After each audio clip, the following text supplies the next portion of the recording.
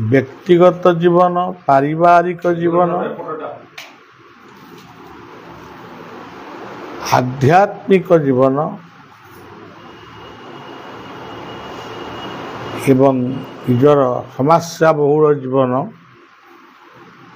ଶାନ୍ତ ହେଉ, ପ୍ରଗତି ମୁଖରିତ ଏହି ପ୍ରାର୍ଥନା ଆମେ ସମସ୍ତେ କରିବା ଉଚିତ।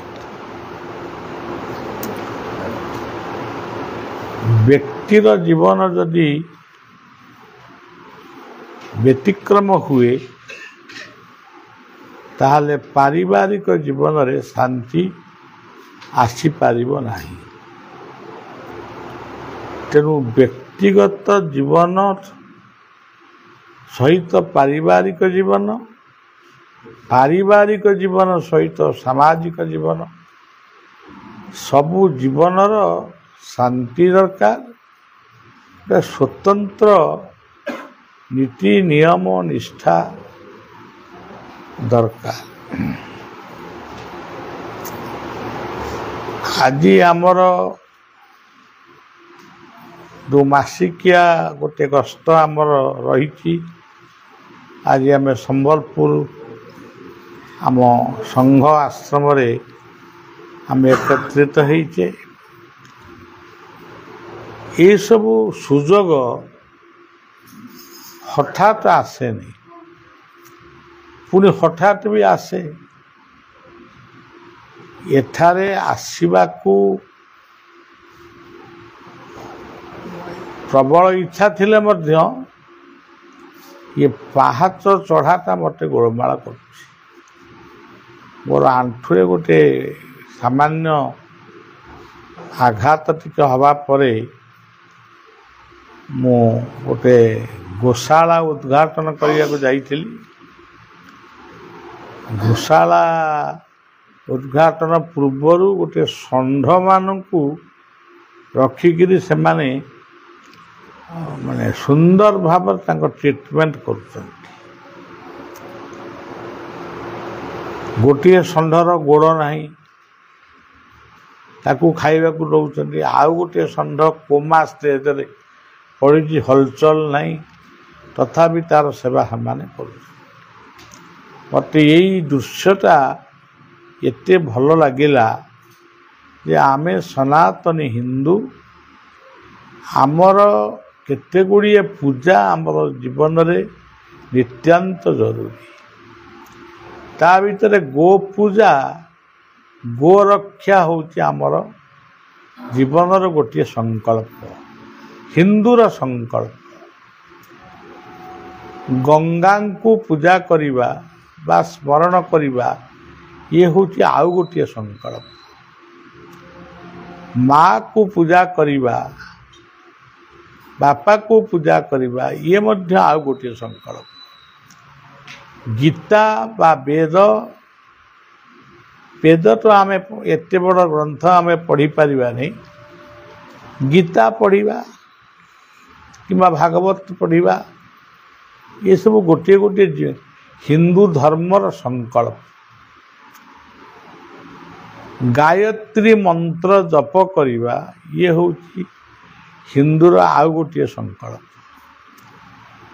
ଏଇଭଳି କେତୋଟି ସଂକଳ୍ପକୁ ନେଇ ହିନ୍ଦୁ ସନାତନ ଧର୍ମ ବହୁ ପୂର୍ବରୁ ଥିଲା, ଆଜି ବି ଅଛି ଏବଂ ଅନେକ ଦିନ, କେତେ ଦିନ ପର୍ଯ୍ୟନ୍ତ ରହିବ ସେ କଥା ସେଇ ଈଶ୍ୱରଙ୍କୁ ଇଚ୍ଛା। ହିନ୍ଦୁ ଧର୍ମକୁ ନଷ୍ଟ କରିବା ପାଇଁ, ସନାତନ ଧର୍ମକୁ ନଷ୍ଟ କରିବା ପାଇଁ କେତେ ରକ୍ତପାତ ସୃଷ୍ଟି ହେଇଛି ଆପଣମାନେ ଇତିହାସରୁ ଅନେକ ଜାଣିଥିବେ। ଯିଏ ନ ଜାଣିଥିବେ ପଢ଼ିଲେ ଜାଣିବେ। କୁକୁଡ଼ାଙ୍କୁ ଯେମିତି ମୋଡ଼ା ହେଉଛି ଆମର, ସେମିତି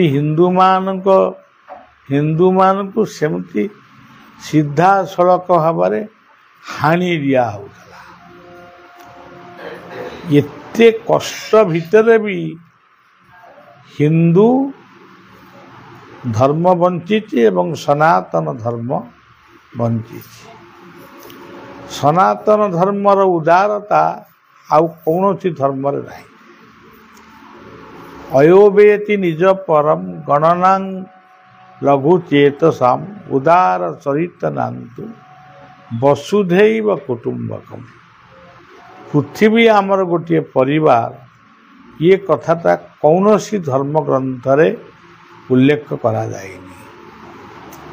ସମସ୍ତେ ହିନ୍ଦୁମାନଙ୍କୁ ଆକର୍ଷିତ କରୁଛନ୍ତି ଯେ ଆମ ଧର୍ମକୁ ଆସ, ତମ ଧର୍ମକୁ ଛାଡ଼।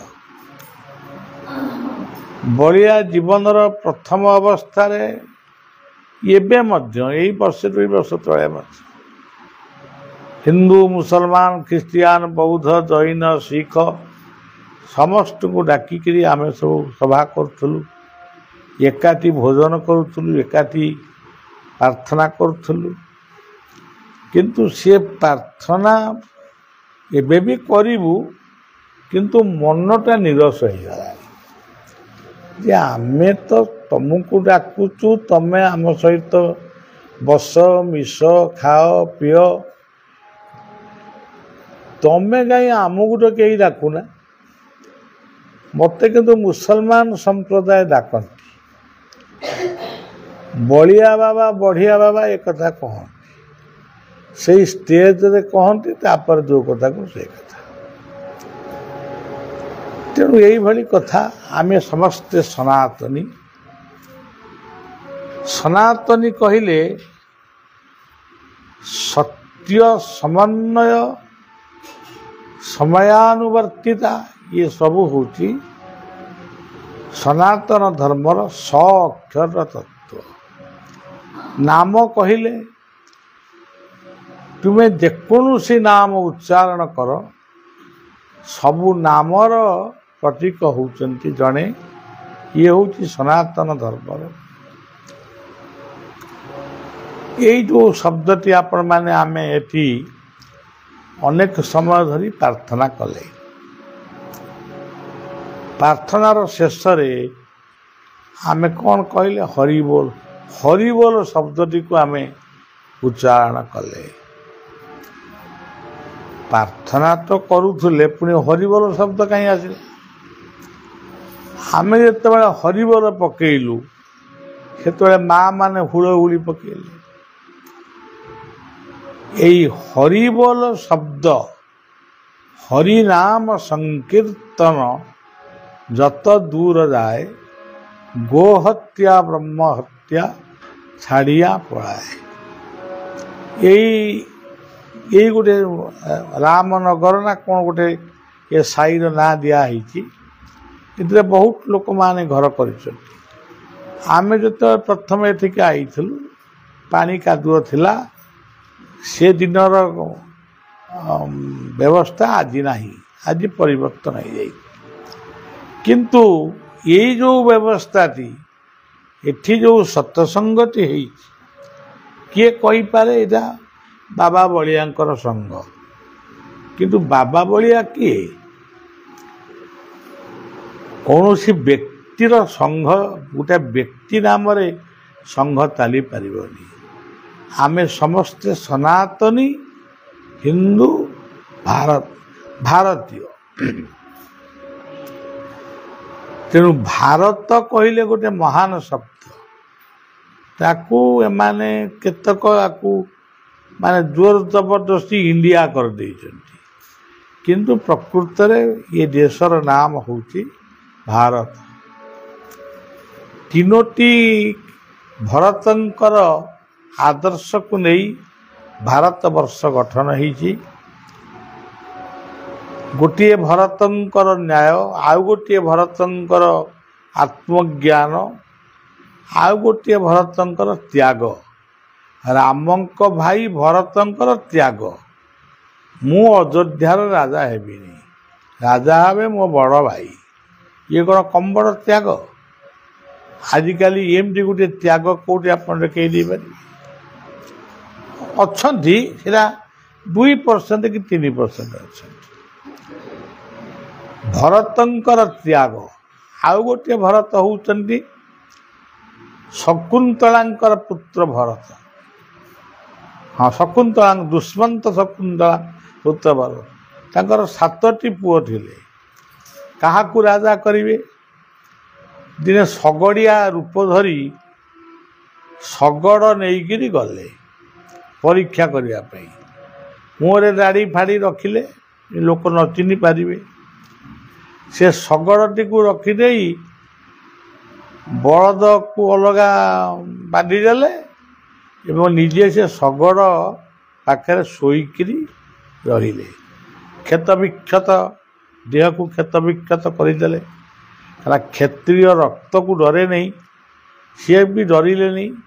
ସବୁ ଖଣ୍ଡାରେ ନିଜ ଦେହକୁ ହାଣିକିରି ତାକୁ ସବୁ ମାନେ ରକ୍ତାକ୍ତ କରିଦେଲେ।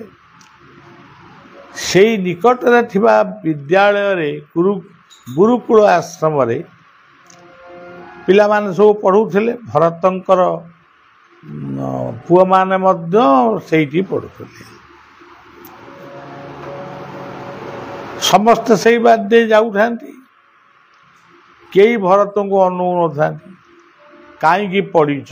ଆଜି ବି ଆପଣମାନେ ଦେଖିବେ, ଯଦି ଆପଣଙ୍କ ଯିବା ବାଟରେ କୌଣସି ଗୋଟେ ମଣିଷ ମାନେ ଦରମଲା ହେଇକିରି ଛଟପଟ ହେଉଥିବ, ଆମକୁ କାଳେ ପୋଲିସ ଧରିବ କି କ'ଣ କରିବ ଏମିତି ଭାବିକିରି ଆମେ ଆମର ବାଟ କାଟି ଦେଇ ଚାଲି ଯାଉଛୁ।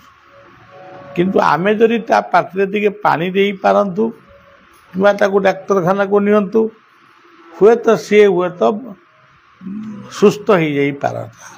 କିନ୍ତୁ ଆମର ସେ ମାନସିକତା ନାହିଁ, ସେତେବେଳେ ବି ନଥିଲା। ଇଏ 7 ଜଣ ଇଏ ପୁତ୍ର ଗୁଡ଼ିକ ସେଇ ବାଟରେ ଯେତେବେଳେ ଗଲେ, ଭରତ ତାଙ୍କୁ କହିଲେ ପିଲାମାନେ, ମୁଁ ଗୋଟେ ଶଗଡ଼ିଆ ଲୋକ, ଶଗଡ଼ ନେଇକି ଯାଉଥିଲି।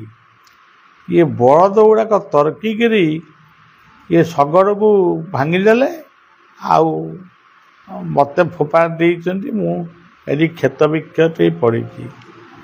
ଆପଣ ଟିକେ ସେ ବଳଦକୁ ଆଣିକି ସବୁ ଲଗେଇ ଦିଅନ୍ତୁ, ମୁଁ ତ ଚଲେଇକି ନେଇଯିବି। ଆଉ ସେମାନେ ଦାମ୍ଭିକ ଭାବରେ କହିଲେ, ଆମେ ରାଜପୁତ୍ର, ତୁମେ ଆମକୁ ଆଦେଶ କରୁଛ, ଆମେ ତମ ଶଗଡ଼କୁ ଉଠେଇବୁ, ତମକୁ ନେଇକି ଯିବୁ? ସେଇଟା ହେଇପାରିବନି। କି ଚାଲିଗଲେ। ତାପରେ ରାଜା ଭରତ ଦେଖିଲେ ଏମାନେ କେହି ସବୁଗୁଡ଼ାକ ଅଯୋଗ୍ୟ ପୁତ୍ର। ସେ କ'ଣ କଲେ, ତାଙ୍କ ପରେ ସେତେବେଳେ ଯାହା ଗୋଟେ ଥିଲା ନିୟମ ଥିଲା, ରାଜାମାନେ ବାର୍ଦ୍ଧକ୍ୟ ସମୟରେ ସେମାନେ ନିଜେ ନିଜର ଅପରାଧକୁ ଦୂରୀଭୂତ କରିବା ପାଇଁ ସେ ଜଙ୍ଗଲ ଭିତରେ ରହୁଥିଲେ, ନିଜ କାମ ନିଜେ କରୁଥିଲେ। ଏଇଭଳି ଅବସ୍ଥା ତାଙ୍କର ବି ଆସିଥିଲା। ସିଏ କହିଲେ, ମୁଁ ତ ବାନପ୍ରସ୍ଥ ବୋଲି କହ, ମୁଁ ତ ବାନପ୍ରସ୍ଥ ଧର୍ମକୁ ଯିବି, ଇଏ କାହାକୁ ଗୋଟେ ରାଜା କରିବି। ରାଜା ହେବା ପାଇଁ ସମସ୍ତେ ଆସିକି ପହଞ୍ଚିଲେ, ବହୁ ଲୋକ ଜମା ହେଲେ। ଇଏ 7ଟି ପୁଅ, ଇଏ ବି ସବୁ ବସିଲେ। ଇଏ କଲା ମୁଁ ରାଜା ହେବି, ସିଏ କଲା ମାନେ ମୋ ନାଁ ବୋଧେ ବାପା କହିବେ, ସେ ମୋ ନାଁ ବାପା କହିବେ। ଶେଷରେ ରାଜା ଭରତ କହିଲେ, ମୋର ଏଇ 7ଟି ଯାକ ପୁଅ କେହି ରାଜା ହେବା ପାଇଁ, ଭାରତବର୍ଷ ଭଳି ଗୋଟେ ପବିତ୍ର ଭୂମିର ରାଜା ହେବା ପାଇଁ ଏମାନେ ଅଯୋଗ୍ୟ। ସମସ୍ତେ ଆଶ୍ଚର୍ଯ୍ୟ ହେଲେ। ରାଜା ହେବ କିଏ? ରାଜା ହେବେ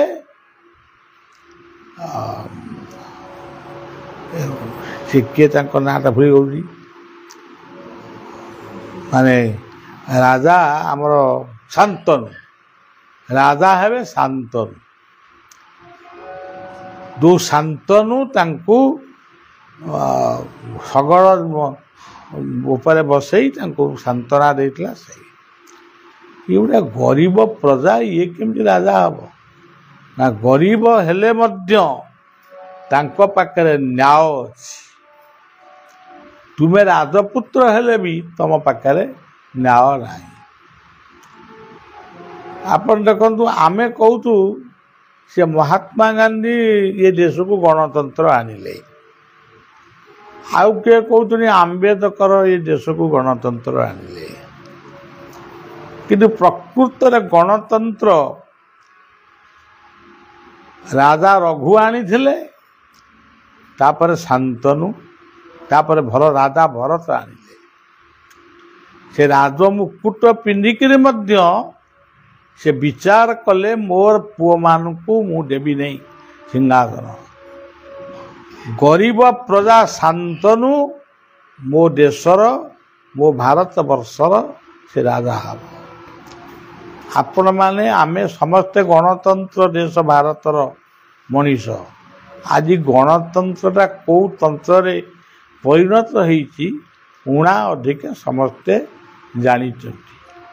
ଖାଲି ନାଁ ଚାଲିଛି ଗଣତନ୍ତ୍ର, କିନ୍ତୁ ରାଜତନ୍ତ୍ର ଠାରୁ ଆହୁରି ବଢ଼ୁଛି। ଗୋଟେ ଗୋଟେ ଘରୁ କ'ଣ କିଲେ 7 କିଲେ 3 କିଲେ ସୁନା ବାହାରୁଛି, ଏମିତି ସବୁ କଥା ଆଉ। ତେଣୁ ଗୋଟିଏ ଭରତଙ୍କର ତ୍ୟାଗ, ରାମଙ୍କ ଭାଇ ଭରତଙ୍କର ତ୍ୟାଗ, ତୁମେ ବଡ଼ ଭାଇ ରାଜା ହେବ ମୁଁ ହେବିନି, ସେ ଯାହା ହଉ, ସେ ଭରତଙ୍କର ତ୍ୟାଗ, ଇଏ ଭରତଙ୍କର ନ୍ୟାୟ। ଆଉ ଗୋଟିଏ ଭରତ ହେଉଛନ୍ତି ଜଡ଼ ଭରତ। ରାଜା ରହୁଗଣଙ୍କୁ ସେ ଆତ୍ମଜ୍ଞାନ ଶିଖେଇଥିଲେ। ସେ ଲମ୍ବା କାହାଣୀ, ଏତେ କଥା ମୁଁ କହୁନି। ତେବେ ଜଣେ ଭରତଙ୍କର ତ୍ୟାଗ, ଜଣେ ଭରତଙ୍କର ନ୍ୟାୟ, ଆଉ ଜଣେ ଭରତଙ୍କର ଆତ୍ମଜ୍ଞାନ, ଇଏ ତିନୋଟି ତତ୍ତ୍ୱକୁ ନେଇ ଆମ ଭାରତବର୍ଷ ତଥା ହିନ୍ଦୁ ସମାଜ, ସନାତନ ଧର୍ମ ବହୁ କାଳରୁ ରହିଛି, ଆଜି ବି ରହିଛି, ଆଗକୁ ବି ରହିବ। ଅତ୍ୟାଚାର ବହୁତ ହେବ କିନ୍ତୁ ରହିବ। ଇଏ ହେଉଛି ସନାତନ ସତ୍ୟ, ସନାତନ ଧର୍ମ। ଏଇ ଯେଉଁ ସନାତନ ଧର୍ମର ପ୍ରତ୍ୟେକ ଶବ୍ଦର ଗୋଟେ ଗୋଟେ ତତ୍ତ୍ୱ ବି ରହିଛି। ଏଇଠି ଆମେ ଚାରିପାଖ ଯାକ ଏଠି ବହୁତ ସୁନ୍ଦର ସୁନ୍ଦର ବିଲ୍ଡିଂ ସବୁ ହେଇଗଲାଣି। କିନ୍ତୁ ଏଇ ଯେଉଁ ମଝିରେ, ଏଇ ଯେଉଁ ସଂଘ ଗୃହରେ ଆମେ ମଝିରେ ମଝିରେ ଆସିକିରି ଯେଉଁ ହରିବୋଲ ପକାଉଛୁ କି ନାମ ସଂକୀର୍ତ୍ତନ କରୁଛୁ, ତାଙ୍କୁ ବି ଶୁଭୁଥିବ। ଏବଂ ଏଇ ଶବ୍ଦଭେଦୀ ନାଦ ଶୁଭେ ଅନେକ ଦୂରେ, ଶୁଭେ ନା କି କର୍ଣ୍ଣ ପୁଟେ କ୍ଷୀରାବ୍ଧିରେ। ଆମେ ଏଠି ଯେଉଁ ନାଦ କରୁଛୁ, ସେ ନାଦ ଯାଇକିରି ସିଧାସଳଖ ଯାଇ ଅନନ୍ତଙ୍କ ପାଖରେ ପହଞ୍ଚୁଛି। ଏଇଟା ଆମେ ଜାଣିପାରୁନୁ, କିନ୍ତୁ ସେ ପହଞ୍ଚୁଛି। ତେଣୁ ଏଇ ହରିବୋଲ, ଏଇ ଯେଉଁ ଶବ୍ଦଟା, ଏଇ ଶବ୍ଦର ତତ୍ତ୍ୱଟି କ'ଣ? ହରିବୋଲ, ଗୋଟିଏ ଶବ୍ଦ ହରିବୋଲ, ତା ତତ୍ତ୍ୱ ସତ୍ୟରେ ନରହରି, ଯାହାକୁ ଭାଗବତ କହିଲେ ନମଇ ନୃସିଂହ ଚ ଅନାଦି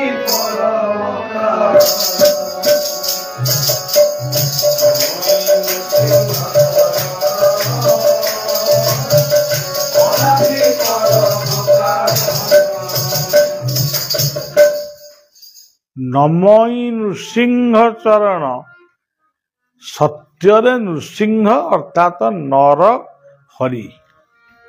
ହରି କହିଲେ ସିଂହ। ଆପଣମାନେ କହୁଛନ୍ତି ହରିବୋଲ, ହରିବୋଲଟା କହିଦେଉଛନ୍ତି, ହରିବୋଲ ତତ୍ତ୍ୱଟା କ'ଣ ତାକୁ ବି ଜାଣିବା ଦରକାର। ସବୁଆଡ଼େ ଆପଣ ଦେଖିବେ ହରିବୋଲ, ତା ମାନେ କ'ଣ ସେ କଥା କେହି କହିପାରିବେ। ଇଏ ଗଲା ନମଇ ନୃସିଂହ ଚରଣ, ଅନାଦି ପରମ। ତାପରେ ଆସିଲା ଗୋଟେ ତ୍ରେତୟା ଯୁଗ ବୋଲି କହୁଛନ୍ତି। ଯୁଗ ଅର୍ଥ ସମୟ। ତେଣୁ ସେ କେଉଁଠି କେତେବେଳେ ତ୍ରେତୟା ଯୁଗ ଆଇଥିଲା କି ନ ଆଇଥିଲା ଆମେ ପ୍ରମାଣ କରିପାରିବାନି। ସେଠି ଗୋଟେ ଭଜନ ହେଲା ରାମ ଲକ୍ଷ୍ମଣ ଜାନକୀ ଜୟ ଭକ୍ତ ହନୁ ରାମ ଲକ୍ଷ୍ମଣ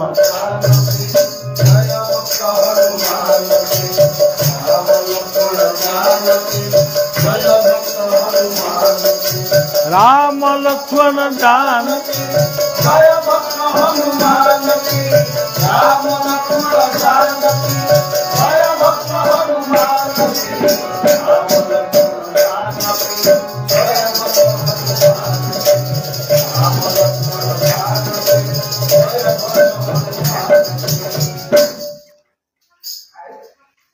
त्रेतया जुगरे राम लीला करिया को आसीथिले आमे माने राम लीला सब देखुछु रामायण पढ़ुछु किंतु मुख्य भूमिका रे किए थिले हनुमान हनुमान थिले मुख्य भूमिका रे हनुमानंकर लांगुड़ थिला एटा होची गोटे कपोल कल्पित चित्र लांगुड़ न थाई मातृगर्भरे प्रत्येक संतान पुओ हो बा झियो हो 3 मास रु 4 मास भितरे से गर्भ भितर हनुमान रूप निये गोटे लांगुड़ भलिया गोटे अंश बाहरे तेणु हनुमान जे गोटे मूर्ति बा हनुमान गोटे मांकड़ एगुड़ाक सबू बेकार कथा हनुमान होउचंती स्वयं शिवंकर अवतार हनुमान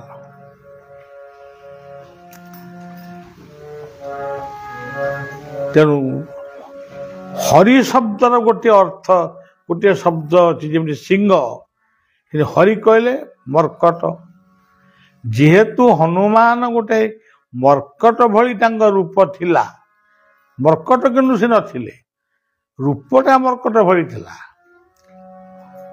आपण माने मन पकेबे आमर बौद्ध जिले में गोटे पिलाटे जन्म होता केते गुड़िया वर्ष तक होता पेपर रे बाहर टीवी रे भी बाहर से देखिया पे ठीक भालू भाया ताकू जी प्रथम देखीदब सी कह भालू तो ये मनीष नुह किंतु से मनीष भालूर आकृति से नहीं आसाला अनेक से कहले कि आमरी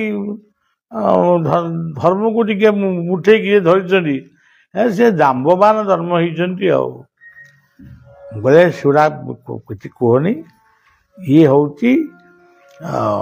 गोटे भालू आकृतिर मनीष आ जाम्बवान कौन जन्म है तेणु राम हनु द्वापर जुगर जिते आसला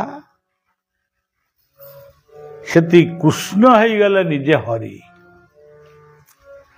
गोपी गोपाल मानकर अभिमान को हरण कले तांको पापताप को हरण कले कंस को मारी नाहादी कंस को तारिले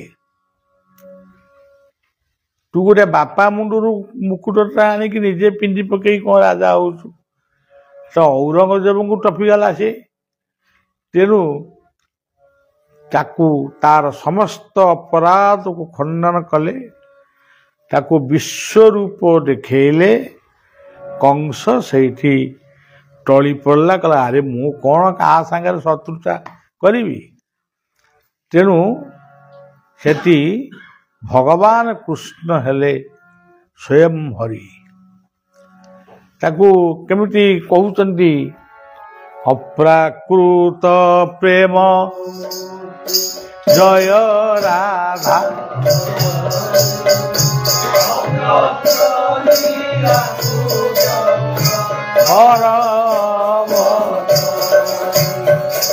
अप्राकृत प्रेम जय राधा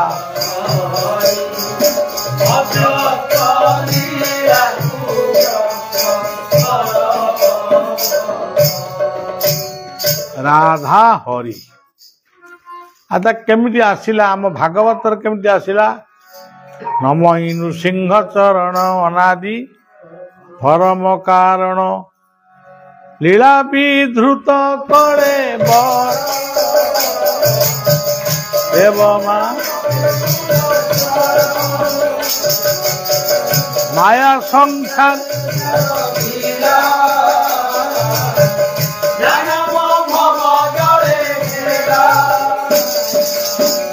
करुणा कटाक्ष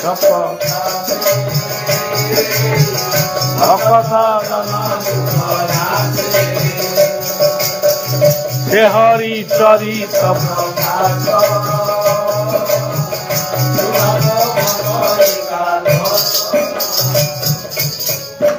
मातृ अपराध पितृ अपराध गुरु अपराध ये समस्त अपराध दूरीभूत हुए जे हरिंकर पादरे शरण तेणु कृष्ण उद्धव को कही भागवत कि लेखा है से हरि चरित प्रकार यदि कृष्ण निजे हरि शब्द भितर अच्छा आसला ये जो जुगटा ये जुगटा हूँ विज्ञान जुग आपको कहते कली जुग ये विज्ञान जुगरे आप देखिए चैतन्य महाप्रभु जितेबाला आसिले ये लिखाई श्रीकृष्ण चैतन्य प्रभु नित्यानंद हरे कृष्ण हरे राम श्री राधे चैतन्य प्रभु नित्यानंद हरे कृष्ण हरे राम श्री राधे प्रभु कहले हरि बोल तो नित्यानंद महाप्रभु से प्रचार कले हरि बोल से प्रचार करथिले हरे मुरारे मधु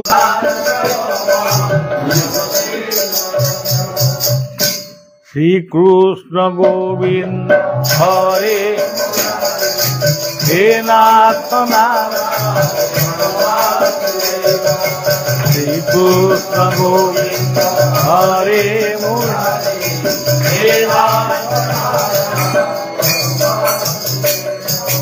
हरे कृष्ण हरे हरे राम हरे कृष्ण हरे राम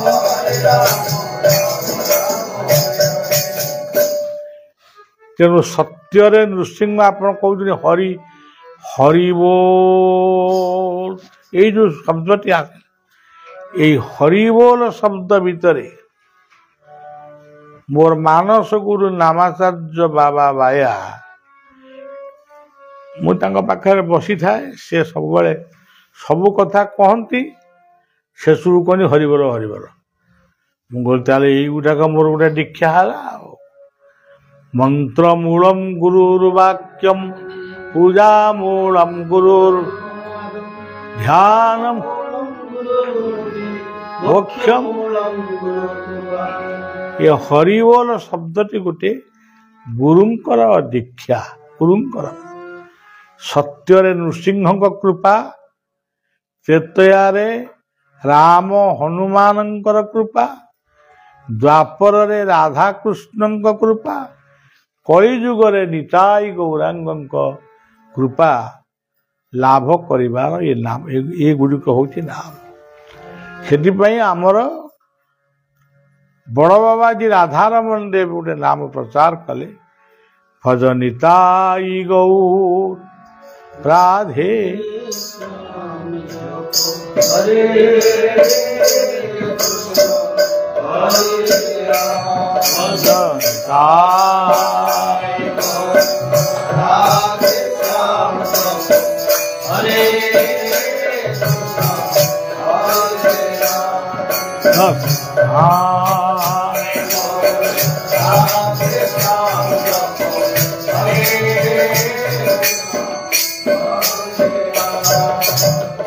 କିନ୍ତୁ ଆମ ଯେଉଁ ସଂଘ ଅନନ୍ତ ବଳିଆ ପରିବାରର ଅଗଣିତ ଭକ୍ତ ଶିଷ୍ୟମାନେ ଗାଆନ୍ତି, ଜୟ ଶ୍ରୀ ସୁଅନନ୍ତ ରାଜା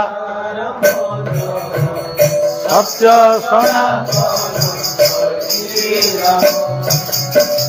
ଶ୍ରୀ ସୁଅନନ୍ତ ରାଜା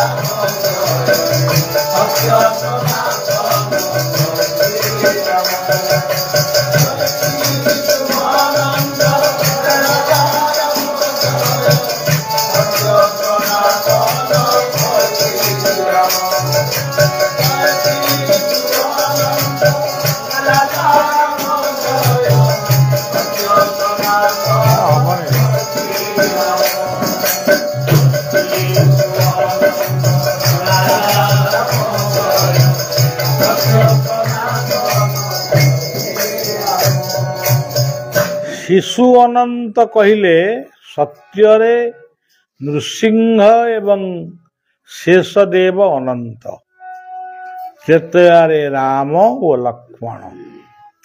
ଶିଶୁ ଅନନ୍ତ, ଦ୍ୱାପରରେ କୃଷ୍ଣ ଆଉ ବଳରାମ, କଳିଯୁଗରେ ନିତ୍ୟାନନ୍ଦ ଆଉ ଗୌରାଙ୍ଗ, ଇଏ ସବୁ ଶିଶୁ ଅନନ୍ତ। ରାଜା ରାମ କହିଲେ ରାଜା ହଉଛନ୍ତି ଏ ଜଗତରେ ଜଣେ, ସିଏ ହଉଛନ୍ତି ରାମ। ସେ ଦଶରଥଙ୍କ ପୁତ୍ର ରାମ ବୋଲି ଆମେ ଭାବୁଛେ, କିନ୍ତୁ ରାମ କହିଲେ ଆନନ୍ଦ। ଆନନ୍ଦ ହିଁ ପ୍ରତ୍ୟେକ ଜୀବନର ରାଜା। ଯେଉଁ ଜୀବନରେ ଆନନ୍ଦ ନାହିଁ, ଯେଉଁ ଜୀବନରେ ଶାନ୍ତି ନାହିଁ, ଯେଉଁ ପରିବାରରେ ଶାନ୍ତି ନାହିଁ, ଆନନ୍ଦ ନାହିଁ, ସେଇଟା ହଉଛି ନର୍କ। ଆଉ ଯୋଉଠି ଦୁଃଖ ସେଠି ନର୍କ। ଜୟ ସତ୍ୟ କହିଲେ ସେଇ ପରମାତ୍ମା। ସନାତନ ହଉଛି ଆମର ଧର୍ମ। କଳ୍କିରାମ ହଉଛନ୍ତି ମହାପ୍ରଭୁ ଗୌରାଙ୍ଗ ସୁନ୍ଦର। ଏଇ ଯୋଉ କଳ୍କି ଆସିବେ, ହେଇ କଳ୍କି ଆସିଲେଣି, ଏ ସବୁ ହଉଛି ଗାଲୁଆଙ୍କର ବାରବାଟୀ ଚାଷ। ଏରା ସବୁ ବାହାସ୍ପଟ କଥା। ଏ ସବୁ କଥାରେ ବିଶ୍ୱାସ କରିବେ ନାହିଁ। ଟିଭିରେ ଆସୁଛି କଳ୍କି ବାବା କ'ଣ ଆଇଲେ, କ'ଣ ତୁଳସୀ ଚଢ଼େଇଲେ, ପୁଣି କୁଆଡ଼େ ଲୁଚିଲେଣି, ତାଙ୍କୁ ପୋଲିସ ଖୋଜୁଛି। ଏଗୁଡ଼ା ସବୁ କ'ଣ ତୁମେ କଳ୍କିରାମ ହେଲ, ଲୁଚିଲ କାହିଁକି? ପୋଲିସକି ଆସିକି ଧରି ପକେଇଲନି। ତେଣୁ ଏଗୁଡ଼ାକ ସବୁ ବାହାସ୍ପଟ କଥା। ଏସବୁ କଥାରେ ଆପଣମାନେ ବିଶ୍ୱାସ କରିବେନି। ମାଳିକା କହୁଛି କଳ୍କି ଆସିବେ, କଳ୍କି ଆସିବେ। ତେଣୁ ଏ ସବୁ କଥାର ଅଲକ୍ଷରେ କୌଣସି କଥା ତତ୍ତ୍ୱ କିଛି ନାହିଁ। ଏମିତି ଫାଣ୍ଟାଷ୍ଟିକ୍ କଥା ଏଗୁଡ଼ାକ। କିନ୍ତୁ ଆପଣ ନିଜ ଘରେ ସେଇ ହରିଙ୍କର ଗୁରୁ ଯେଉଁ ନାମ ଦେଇଛନ୍ତି, ଧରନ୍ତୁ ଗୁରୁ ଗୋଟେ ନାମ ଦେଲେ ଓମ୍, ବାସ୍ ସେତିକି ଯଥେଷ୍ଟ। ସେଇଆକୁ ସ୍ମରଣ କରିବି, ସେଇଆକୁ ମନନ କରିବି, ସେଇଆକୁ ଆଉ ଆଜି ଓମ୍ କାଲି ରାମ ଶ୍ୟାମ ଏତେ କଥା କହିବା କ'ଣ ଦରକାର ଅଛି? ରାମ ମନ୍ଦିରକୁ ଗଲ ଓମ୍ କହି ନମସ୍କାର କରିବ, କୃଷ୍ଣ ମନ୍ଦିରକୁ ଗଲ ଓମ୍ କହିଲ, ଜଗନ୍ନାଥଙ୍କ ମନ୍ଦିରକୁ ଗଲ ଓମ୍ କହିଲ। ଧରାଯାଉ ତମ ଗୁରୁ ତମକୁ କହିଛନ୍ତି ସୀତାରାମ, ଯୋଉଠିକି ଗଲେ ବି ସୀତା, ଦୁର୍ଗାଙ୍କ ମନ୍ଦିରକୁ ଗଲେ ବି, ସମଲେଇଙ୍କ ଦର୍ଶନ କଲେ ବି ସୀତାରାମ ବୋଲି କହିବ, ସମଲେଇଙ୍କ ମନ ଦୁଃଖ କରିବେ। ତେଣୁ ମନ ଦୁଃଖ ସବୁଯାକ ହଉଛି ଆମରି। ଆମେ ଆମ ପାଇଁ ନିଜେ ମନ ଦୁଃଖ, ନିଜ ମରିବା ପାଇଁ ନିଜେ ଗାତ ଖୋଳୁଛୁ। ଆମେ ହିଁ କେବଳ ଦୁଃଖଟାକୁ କେବଳ ଆମେ, ଏଇଟା ଭୁଲ ହେଇଗଲା, ସେଇଟା ଅମୁକ ହେଇଗଲା। ଆରେ ଗୁରୁ ଯାହା କହିଲେ ସେଇଟାର ମନ୍ତ୍ରମୂଳ ଗୁରୁରୁ ବାକ୍ୟମ୍। ଗୁରୁଙ୍କର ବାକ୍ୟକୁ ଜୀବନରେ ଯିଏ ପାଳନ କରେ ସିଏ ପ୍ରକୃତରେ ଗୁରୁ ମନ୍ତ୍ର ଭଜନ। ଆଉ ସେଇଟା ତ କ'ଣ ବଳିଆ ଲେଖିଛି କି? ସେଇଟା ତ ବହୁ ପୂର୍ବରୁ ଅଛି। ତେଣୁ ଗୁରୁଙ୍କର ଶାନ୍ତିର ଦର୍ଶନ ଗୁରୁ ଦର୍ଶନମ୍। ଧ୍ୟାନଟି ଆପଣଙ୍କର ଯେଉଁ ବଡ଼ ଭାଇ ଥିଲେ ପ୍ରଫୁଲ୍ଲ ଭାଇ, ये धुनटी तांको कंठरे एते सुंदर होउतला लोक कांदी पकाउथले सी मत निजे कांदिकी ये धुनटी गाउथले आज से नहांती 2-3 वर्ष हला से चली गले किंतु तांको कंठर प्रतिध्वनि आज भी मो कान रे बाजुची शांतिर दर्शन गुरु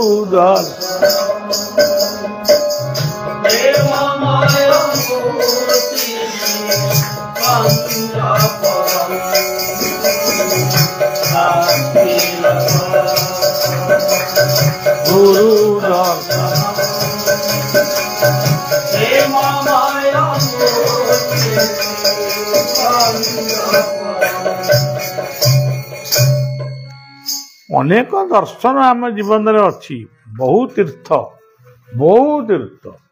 ये ओडिशा रे कौन कमी तीर्थ कि बहुत तीर्थ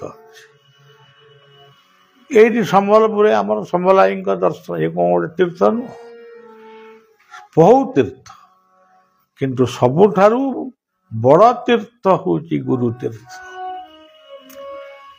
केवल तीर्थ मान को परिक्रमा करने जो कहुई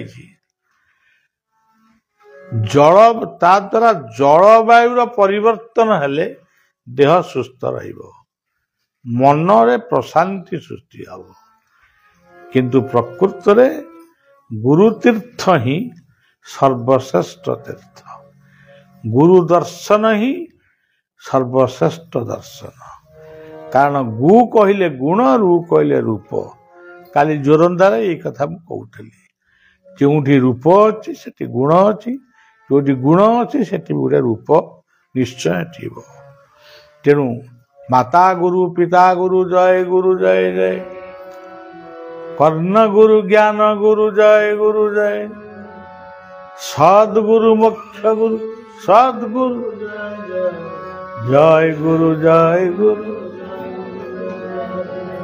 केवल जीवन में जितेबले कि आपणकर दुख आसूची केवल जय गुरु जय गुरु जय गुरु जय ये स्मरण कले भी यथेष्ट हो कथा ये रखा आम से जय गुरु कीर्तन टी कर दियो आम कथा ये विश्राम दबा जय गुरु जय गुरु